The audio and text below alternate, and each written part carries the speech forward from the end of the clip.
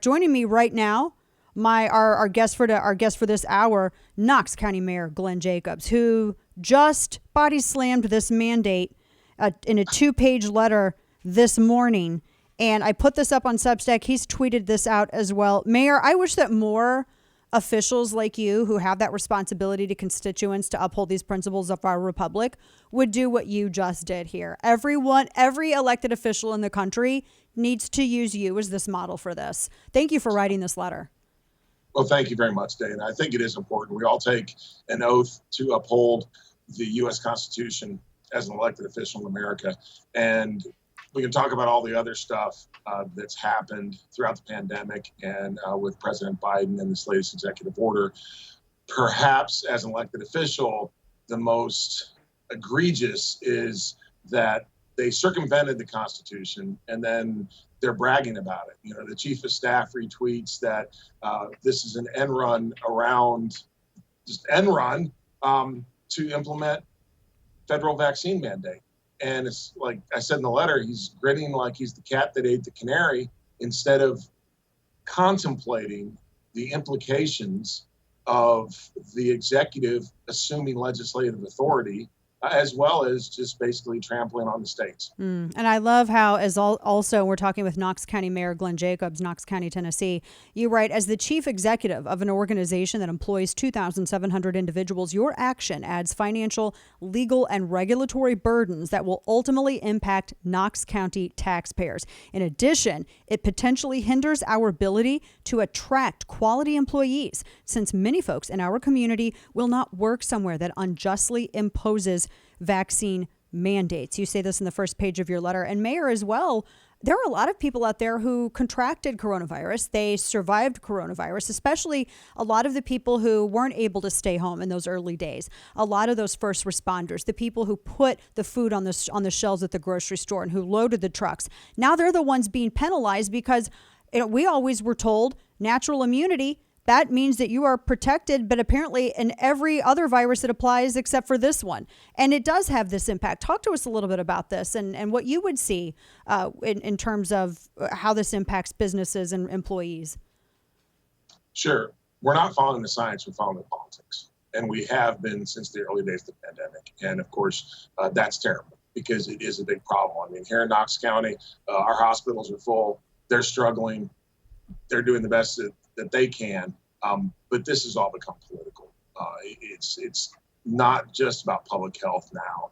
It's about using the pandemic to further an agenda, and I believe for Democrats like Joe Biden, it's really a power grab and to take the more power to the federal government.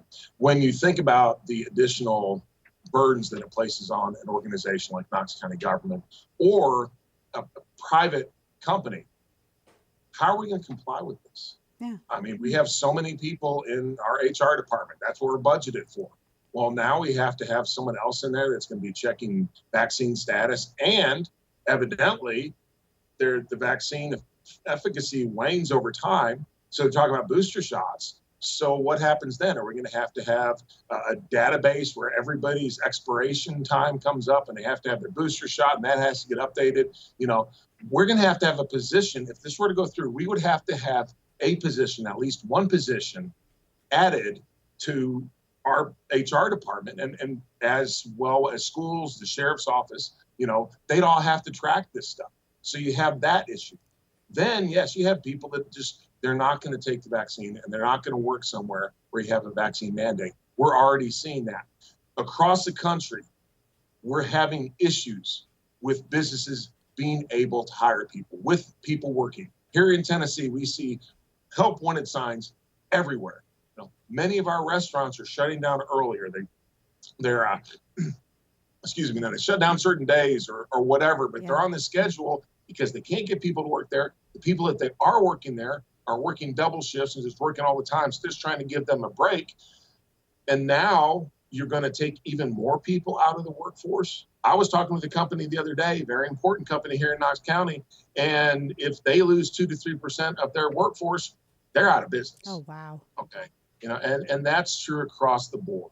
I mean, even you look at the military and the vaccine mandate in the military, there are some people, especially, with the National Guard, perhaps, that are volunteers, and they're either just going to retire or they're going to leave. Well, what does that mean for us? And that's another thing that really bothers me about what President Biden did. I don't think they thought through all the implications of this very well. I think it was one of those deals where it was like stroke of a pen, law of the land, and now they should be going back and realizing, oh man, we're going to put these businesses out of business. This is going to harm the military. This could potentially impair national security. I don't think that's an overstatement to say that. Not at all. All these different things, which I don't think they thought about. I just thought, hey, we're going to go out there. We're going to divert attention away from what happened in Afghanistan by doing this. And I think they opened up a huge can of worms. I completely agree with you. And we're talking with Knox County Mayor Glenn Jacobs. And I think, Mayor, you bring up a really good point as well. How is this even implemented? And one of the things that I've wondered is what about, and I realize it's rare, but it still exists, even if it is rare, any kind of adverse reaction, because there are some people, there are reports of that, and it's not anecdotal, it's documented, it's cited by the CDC even. And there are still ongoing studies with some of this, but still, it's almost as if this is the federal government that is pushing onto businesses the liability for this mandate. It's weird to me that the government can mandate that you inject yourself with something, and yet they assume none of the liability for it. I don't even know how that would work. Yeah, I don't either, and that's another issue that I have as a person that makes policy for this organization. I don't want to have to tell people you have to do this. I want to tell them, go to your doctor. Talk about it with your doctor. You all make a personal decision. It's your decision. Because I don't want to have to assume the liability, or not even assume the liability. Just if something happens, as you said, it's rare, but it does happen. That's one of the things from the entire start of this pandemic. It's like, man, just be truthful with us. And if you don't know, you don't know. But even with the vaccines, I think they're very beneficial, but there is a bit of a risk. I think there's great benefit. People as individuals should be able to make that cost risk, benefit risk analysis themselves. They shouldn't have the government pushing onto them. But nevertheless, as mayor of Knox County, how am I going to feel if one of the people that works for me, and we say, you have to get vaccinated, and then they have an adverse reaction? I caused them, right? So from a moral perspective, that's on us. From a legal and liability perspective, as you said, the federal government is shoving this off onto state and local governments. More importantly, it's shoving it off to private businesses. And it's saying, the big pharma is no longer liable for it. Federal government's not liable for it. Someone's going to get sued, and guess who it's going to be? Yeah, exactly. And of course, people might bring up, oh, well, there's allowances for that in federal law. But they tweaked it in 2015, though, and it's only paid out like a fraction, and then you're limited, and it's incredibly difficult to get any kind of financial remedy or help if there is an adverse reaction. Talking to Knox County. Yeah, go ahead. Sorry, Mayor. Sorry. I think we all know, too, that trial lawyers are not just going to sit back. Personal injury lawyers are supposed to say, oh, nothing's going to happen here. They're going to figure out a way that they can sue someone. And frankly, they should. Yeah, no, they absolutely should. I also think, I'm wondering, too, if people shouldn't just try to figure out if they have an issue that would go under ADA. And then if somebody tries to impose that on them, then honestly, I think some of these entities need to be a little bit scared about reaction from people that they try to push this on, especially if they have something that's under ADA. Talking with Knox County Mayor Glenn Jacobs. One of the things, Mayor, that we were talking to a county judge from Texas, Montgomery County, Texas, on our first hour of this radio program. And he was explaining how when they were doing all of the hurricane prep and everything else, they had discovered that they were getting their Regeneron, the monoclonal antibody treatments, was being restricted. And they actually don't know if they're going to last through next week now, because they don't have any kind of run on future shipments because the federal government's been doing it. Florida Governor Ron DeSantis is just buying it right from the manufacturer. Have you experienced anything like that in Knox County? Do you anticipate experiencing that? Sure.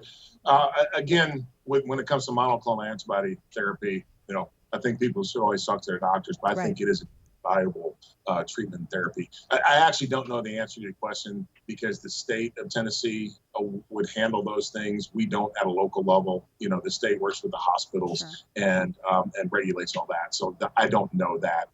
It is alarming that we're hearing that President Biden is thinking about restricting supplies of Regeneron to certain states, and talk about playing politics with people's lives. Yeah, that's to me. It just seems that that's a dangerous thing. I mean, we know it's not the same thing as a vaccination. It's just merely to treat the severity of symptom, which it actually can help people who've been vaccinated who do contract it. Some of them do get actual pretty severe symptoms, and maybe it can help alleviate that. But I'm still this whole thing. It's sad, Mayor. Last comment on this. Your thoughts. It's so sad that this has been so politicized instead of focusing on actual medicine and preventative measures and following the science instead of ideology. Absolutely, it is. As a last thought, to me, the worst part of everything that the president said last week was when he said this isn't about freedom or personal choice. Well, in America, it is always about freedom, and it is always about personal choice. We have combined politics, science, public health, and all those things. Too often as a local official, we get wrapped up in ensuring that the trains run on time. Well, my primary responsibility is actually to uphold the documents that I said that I was going to uphold. In my case, the U.S. Constitution, Constitution of the State of Tennessee, and the Knox County Charter. Those are all about freedom. I mean, that's the basis of this country. We have to respect people's choices. If we don't do that, we're no longer Americans. We're no longer America. If the president does not follow the process that he's supposed to follow, and he usurps Congress's legislative authority, he's not the president anymore. He's a king. Those are things that no matter where you and I are talking, we're libertarian conservatives, but no matter where you are on the political spectrum, those are things which should be extremely disturbing to you. Absolutely. Knox County Mayor Glenn Jacobs, thank you for being one of I think one of the first on this to really stand up and say, no, we're not going to comply. We're free. We're free people. Thank you so much, Mayor. And again, every official period needs to follow your model on this. We appreciate you. Thank you. Thank you, Dana. Thank you.